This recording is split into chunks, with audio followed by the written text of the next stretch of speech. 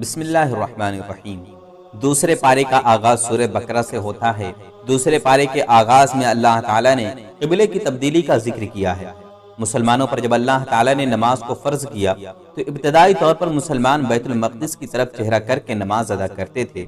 نبی کریم صلی اللہ علیہ وسلم کی یہ دلی تمنا تھی کہ اللہ تعالیٰ قبلے کو تبدیل کر کے بیت الحرام کو قبلہ بنا دے۔ نبی کریم صلی اللہ علیہ وسلم اس تمنا کے اظہار کے لیے کئی مرتبہ اپنے چہرے کو آسمان کی طرف اٹھایا کرتے تھے۔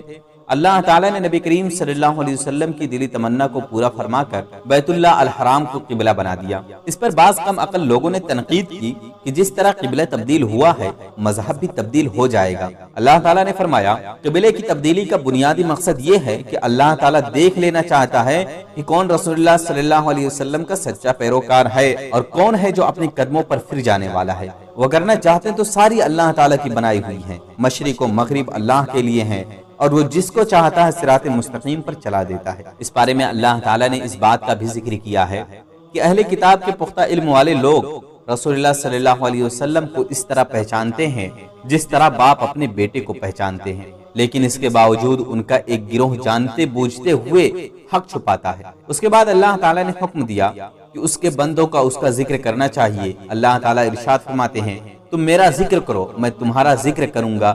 یہ بات بالکل واضح ہے کہ اگر اللہ تعالیٰ ہمارا ذکر کرنا شروع کر دے تو ہماری کوئی مصیبت اور کوئی دکھ باقی نہیں رہ سکتا۔ اس کے بعد اللہ تعالیٰ نے اپنے مومن بندوں سے مخاطب ہو کر کہا اے ایمان والو صبر اور نماز سے مدد حاصل کرو، بے شک اللہ صبر کرنے والوں کے ساتھ ہے۔ اس کا مطلب یہ ہے کہ جب بھی انسان مشکل میں ہو اس کو مصیبت سے نجات حاصل کرنے کے لیے نماز اور صبر کا راستہ اختیار کرنا چاہیے، اس لیے کہ اللہ تعالیٰ کی تائید، نصرت اور محبت صبر کرنے والوں کے ساتھ ہوتی ہے۔ اس کے بعد اللہ تعالیٰ نے بتلایا کہ صفا اور مروہ اللہ تعالیٰ کی نشانیاں ہیں، بس جو کوئی بھی حج اور عمرہ کرے اس کو صفا اور مروہ کا طواف کرنا چاہیے۔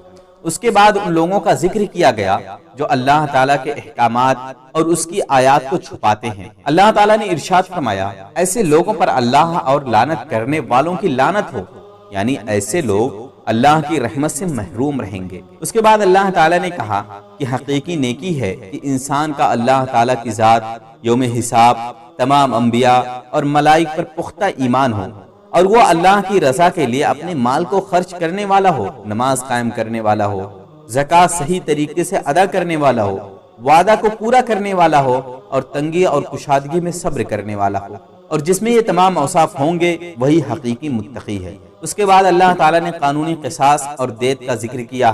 اللہ تعالیٰ نے بتلایا کہ آزاد کے بدلے آزاد، غلام کے بدلے غلام، عورت کے بدلے عورت کو قتل کیا جائے گا۔ تاہم اگر کوئی اپنے بھائی کو دیت لے کر معاف کر دیتا ہے تو یہ اللہ تعالیٰ کی طرف سے رخصت ہے، لیکن زندگی بہرحال قصاص لینے میں ہی ہے۔ اس کے بعد اللہ تعالیٰ نے رمضان المبارک کے روزے کی فرضیت کا ذکر کیا اور اللہ تعالیٰ نے مسافروں اور مریضوں کو رخصت دی ہے کہ اگر وہ رمضان کے روزے نہ رکھ سکیں تو وہ بعد میں کسی اور وقت اپنے روزے پورے کر سکتے ہیں۔ اس کے بعد اللہ تعالیٰ نے چاند کے گھٹنے بڑھنے کی غرض و غایت بتلائی کہ اس کے ذریعہ اوقات اور حج کے ایام کا تعین ہوتا ہے۔ اللہ تعالیٰ کے بنائے ہوئے کیلنڈر کو دیکھنے کے لیے صرف آنکھوں کی ضرورت ہے۔ انسان کے پاس اگر بینائی ہو تو انسان صرف چاند کو دیکھ کر ہی وقت کا تعین کر سکتا ہے۔ اس کے بعد اللہ تعالیٰ نے حج کے آداب کا ذکر کیا کہ حج میں بے حیائی، لڑائی اور جھگڑے والی کوئی بات نہیں ہونی چاہیے، اور یہ بھی کہا کہ حاجی کو زاد راہ کی ضرورت ہے اور سب سے بہترین زاد راہ تقویٰ ہے۔ اس کے بعد اللہ تعالیٰ نے بتلایا کہ بعض لوگ دعا مانگتے ہیں کہ اللہ تعالیٰ ہمیں دنیا میں بہترین دے، جبکہ بعض لوگ جو ان کے مقابل میں بہتر دعا مانگتے ہیں وہ کہتے ہیں کہ اے پروردگار ہمیں دنیا میں بھی بہترین دے اور آخرت میں بھی بہترین دے اور ہمیں آگ کے عذاب سے بچا۔ اس بارے میں اللہ تعالیٰ نے سابقہ امتوں کے ان لوگوں کا بھی ذکر کیا ہے جن کو ایمان لانے کے بعد تکالیف و مصائب اور زلزلوں کو برداشت کرنا پڑا۔ اللہ تعالیٰ نے اہل ایمان کو سابقہ امتوں کی تکالیف سے اس لیے آگاہ فرمایا تاکہ ان کے دلوں میں یہ بات راسخ ہو جائے کہ جنت میں جانا آسان نہیں بلکہ اس کے لیے تکلیف اور آزمائشوں کو برداشت کرنا پڑتا ہے۔ صحابہ کرام رضوان اللہ علیہ مجمعین نے اللہ تعالیٰ کے اس فرمان کا بڑا گہرا اثر لیا اور اللہ تعالیٰ کے راستے میں بے مثال قربانیاں دی۔ حضرت بلال رضی اللہ عنہ کو ہیرا کی تپتی ہوئی زمین پر لٹایا گیا، تپتی ریت پر ان کی کمر کو جھلسا دیا گیا، ان کے سینے پر سنگ گرا رکھا گیا۔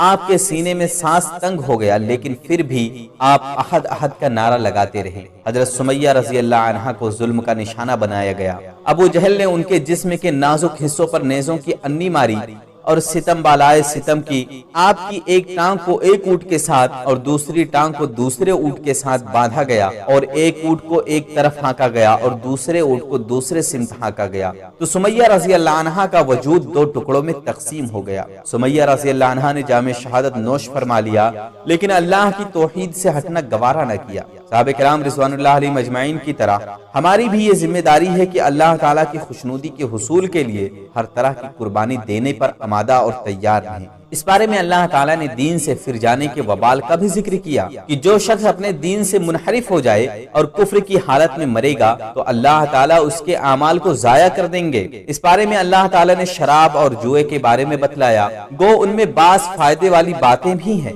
لیکن ان کے نقصانات ان کے فوائد سے زیادہ ہیں، اس لیے بنی نوع انسان کو ان سے اجتناب کرنا چاہیے۔ اس کے بعد اللہ تعالیٰ نے ناپاکی کے ایام میں عورتوں سے اجتناب کا حکم دیا اور طلاق کے مسائل کو بھی بیان فرمایا کہ طلاق کا اختیار مرد کے پاس 2 دفعہ ہوتا ہے۔ اگر وہ مختلف اوقات میں 2 دفعہ طلاق دے دے تو وہ اپنی بیوی سے رجوع کر سکتا ہے، لیکن اگر وہ تیسری طلاق بھی دے دے تو پھر رجوع کی کوئی گنجائش نہیں رہتی۔ اس کے بعد اللہ تعالیٰ نے رضاعت کی مدت کا ذکر کیا کہ عورت اپنے بچے کو 2 برس تک دودھ پلا سکتی ہے۔ اس کے بعد اللہ نے بیوہ کی عدت کا ذکر کیا کہ بیوہ عورت کو چاہیے کہ 4 مہینے اور 10 دن تک عدت پوری کرے۔ اس کے بعد اگر وہ کہیں اور نکاح کرنا چاہے تو اس کو اس کی مکمل اجازت ہے۔ اس کے بعد اللہ تعالیٰ نے نمازوں کی حفاظت کا ذکر کیا کہ تمام نمازوں کو خصوصاً درمیانی نماز عصر کی نماز کی حفاظت کرنی چاہیے۔